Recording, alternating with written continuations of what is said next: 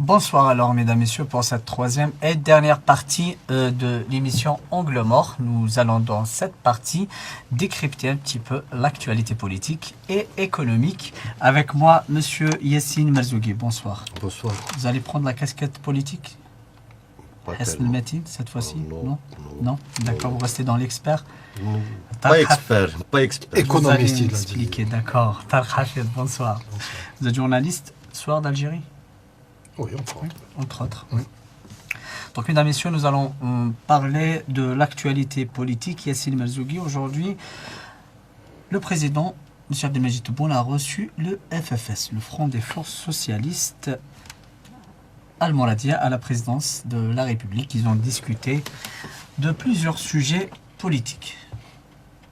Oui, bien sûr, le FFS est une pièce maîtresse de la politique nationale. C'est quand même le plus ancien parti après le FLN. Donc, c'est important de discuter avec les gens du FFS, et échanger les points de vue, discuter des points chauds de l'actualité. Donc, je pense que c'est incontournable, le FFS. Il est incontournable? Bien sûr qu'il est incontournable, comme d'autres partis politiques, hein, comme le RCD, comme le FLN, comme le RND et certains partis islamistes. Maintenant, il a été reçu dans le cadre de cette initiative de... Consultation. Dans le cadre de cette initiative de rassemblement, c'est ça? D'accord. Mais ce qui serait intéressant, c'est de savoir et de comprendre un peu les contours de cette initiative. On sait qu'il y a des partis politiques, des personnalités qui ont été reçues. On sait qu'il y a à peu près une date pour essayer d'organiser une conférence.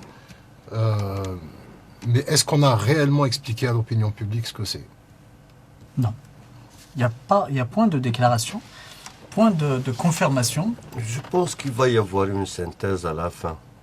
Pour dire, pour bientôt, c'est cyclique les rencontres du président avec la presse. Donc je pense on va l'interroger sur cette question. Il va faire le point sur les rencontres qu'il a développées avec certains partis politiques et tout. Je pense qu'il va faire le point dans la prochaine rencontre avec la presse. D'accord, mais c'est important de recevoir des partis d'opposition. Bien sûr que c'est important. C'est important de recevoir tout le monde. Opposition et autant des partis dits pro-pouvoir. Ouais. Il faut écouter tout le monde. Il y a aussi des partis, il y a aussi des syndicats. Il y a la centrale syndicale, bien sûr, mais il y a aussi des syndicats qui sont autonomes, qui ont leur mot à dire, parce qu'ils pèsent en termes de... C'est aussi certains syndicats de la fonction publique, syndicats de l'éducation, devraient eux aussi être reçus et écoutés au moins. Bien sûr, c'est très important. D'accord. Puisque on voit que sur le plan politique, sur le plan de l'activité politique, vraiment tout est en train de tourner au ralenti. C'est la réalité. Il y a des partis politiques. On sent qu'il y a un frein. Je ne sais pas d'où il vient. Peut-être que c'est le contexte actuel où, après le Hirak, qui fait que les choses ne tournent pas comme il faudrait. C'est pas faute à la répression? C'est possible aussi. Non, c'est possible aussi. Ou ça, il peut même aussi y avoir. Ne sont pas muselés. C'est possible, oui. Non, je veux dire, c'est possible. Certainement, certains le ressentent. Il y a aussi. Mais il y a aussi l'Alliance. Il y a le PST qui est quand même destinataire de le parti, le PST. Oui, mais est-ce que le PST. Bon, j'ai demandé. Dissoudre un parti quand même. Oui, mais écoute, on est dans un pays où on parle tous de droit. Ouais. Un parti qui a fait 20 ans sans organiser son congrès pour renouveler les instances, non. C'est un peu ça. Mais c'est possible, mais en tout cas, il y a des lois, il faut les respecter. Et c'est vrai qu'en termes de renouvellement des instances, c'est quand même dans la vie d'une association, d'un C'est un syndicat, cahier d'un des parti, charges. c'est obligatoire. Après, oui, si c'est dès qu'il y a la situation, on met batch. Mais si c'est ça la situation, oui. Mais le musulman, il existe. Les activités politiques ont l'engagement politique des citoyens a baissé. Mais c'est-à-dire il y a plusieurs raisons. Il n'y a pas que le musulman. Il y a Il n'y a plusieurs pas la raisons à ça. fermeture des médias, par exemple, à l'opposition, Yassine Marzouki. Non, Pourquoi on ne voit pas à l'ENTV les opposants s'exprimer, par pas le exemple? directeur de l'ENTV. Oui, mais sur le plan politique. Non. Est-ce qu'il y a eu du temps de Bouteflika Non. Non. Voilà, c'est-à-dire C'était- l'ENTV, ça reste quand même une chasse gardée officielle. Ouais. Euh, Ça a été ouverte en 91 et après le départ de Bouteflika. Juste après les 2 mois, 3 mois, il y avait une expression libre. Non, c'est pas uniquement. C'est que même l'opposition, ils se permettent un langage. Il faut se mettre à la place des responsables. Moi, je suis responsable, j'ouvre un peu le NTV. Et je ne récolte que les insultes de la part de l'opposition. C'est ça, c'est les Il y a une positions. opposition correcte qui n'insulte pas Yassine Marzouki. Ouf. Non? T'as le Khafid? Il y a une opposition quand même qui parle, ouais, qui a un sincèrement, projet, est-ce qui que- a... Est-ce que on est dans une logique où on a des partis politiques qui sont en train de présenter des projets politiques? Le Moi, j'en ai- RCD, il a un projet. Moi, j'en ai pas. Oui, le RCD, effectivement. Peut-être le FFS. Mais Le Hamas même aussi, dans d'autres. quoique islamiste, mais il a un projet. Mais c'est-à-dire expliquer aux gens, voilà, nous sommes là pour vous expliquer notre projet politique. Moi, Voilà, j'en vois au pas lieu beaucoup. d'aller vers C'est ça, ça, d'attaquer, d'aller le vers président. ça, C'est et ça, le rôle faire d'un- la d'un promotion de parti son politique. projet politique, il est là pour juger, condamner par contumace tous les responsables du pays. Mais il a le droit de les critiquer aussi. Il a le droit de Bien les sûr qu'il a le droit, critiquer, bien sûr. mais au lieu d'exploiter cet espace pour défendre Son son projet. programme, son projet, ses idées et tout, il exploite. Se met dans l'invective peut-être. Voilà. Certains, oui. Yassine Marzouki parle du RCD aussi, qui demain organise son congrès et après-demain, il y aura un nouveau président du RCD. On parle de Mourad Biatour, qui est un jeune de 30 ans, qui sera probablement, on a 2 candidats, le RCD a 2 candidats. On parle beaucoup plus de Mourad Biatour, qui a 30 ans seulement. Oui, c'est bien. Je pense que le RCD, ça fait longtemps d'ailleurs, qui tourne en rond. Il avait besoin d'une réforme. Il a besoin d'être réformé, autant dans les idées que dans les pratiques. Les anciens responsables du RCD ont adopté des positions tellement extrémistes qu'à un point, ils ne pouvaient plus faire marche arrière. Maintenant, peut-être qu'ils vont dégager une nouvelle direction qui sera plus à l'aise.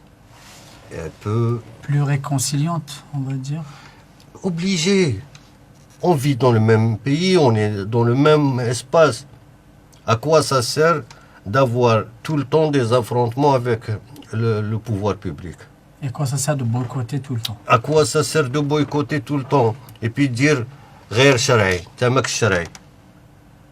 C'est son point de vue. Oui, mais à la limite, Ouais. discuter, participer dans les instances. De Ouais. toute façon, il n'y a rien à participer maintenant. Les élections, c'est 2024. Donc, Présidentielle, ouais. oui, les prochaines élections, c'est 2024. Mais entre-temps, qu'est-ce qu'il doit faire le RCD? Continuer à juste les positions extrémistes, à boycotter. Donc, je ne sais pas, je pense qu'il est nécessaire maintenant de réformer d'abord les mentalités et les pratiques. Tu as toujours la crête, il faut descendre un peu. Par Khafid, le RCD est-il très opposant, trop opposant? Il est dans son rôle, mais ça date pas d'aujourd'hui. Le parti est passé par plusieurs phases. Il faut quand même rappeler que, oui, tout en étant opposant, c'est quand même un parti qui a pris ses responsabilités aussi du temps où, durant les années 90, pour une Algérie républicaine. Ouais. Qui a D'accord. fait face quand même au terrorisme, Tout à fait. à l'islamisme.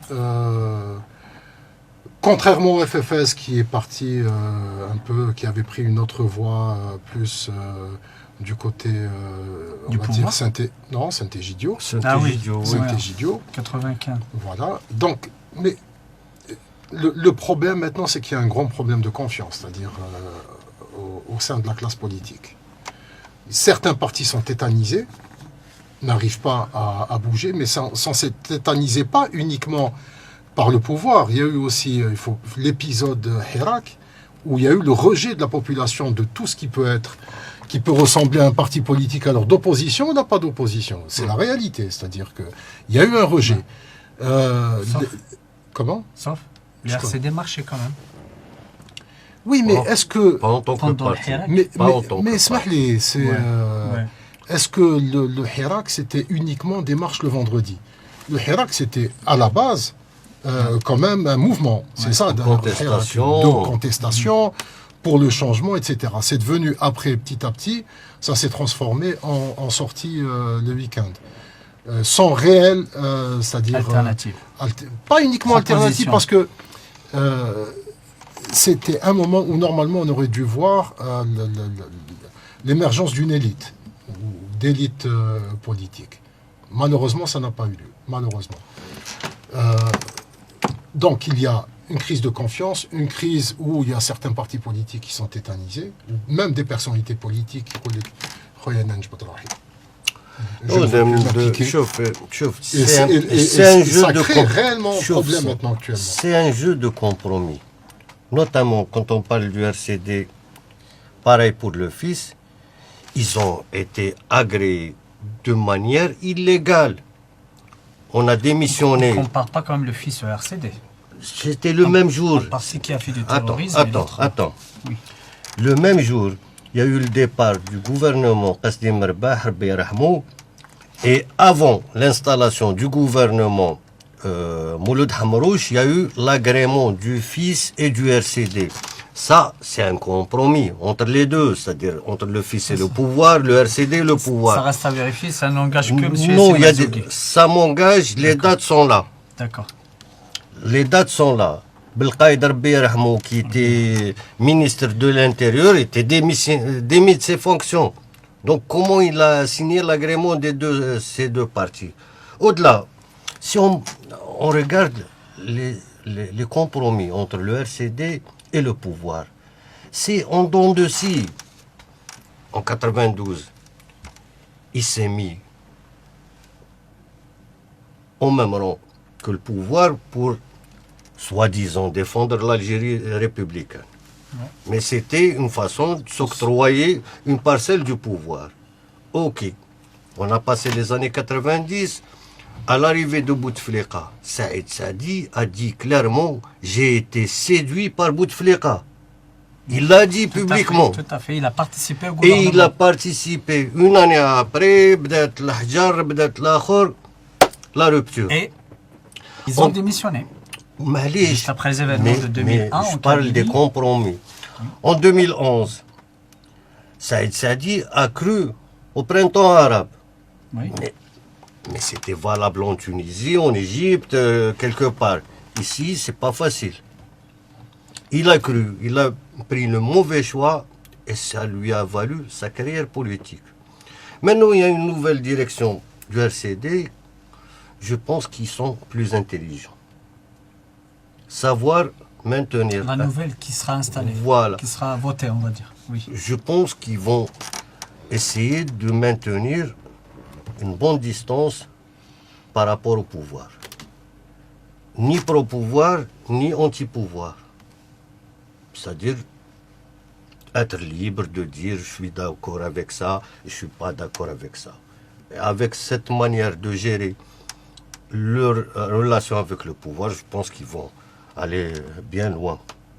Parce que pratiquement, on n'a plus de partis qui revendiquent les valeurs universelles, les valeurs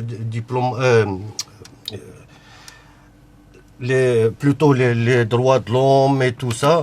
ما بقاوش الوطنية mais معليش نعفسوا على كلش Oui, mais il y a quand même, après le Hirak, vous ne pensez pas qu'il y a une frange de société, des jeunes, des militants qui est née, qui est là, qui milite. Elle ne milite pas dans un parti politique comme le RCD ou de l'opposition, mais ils sont là.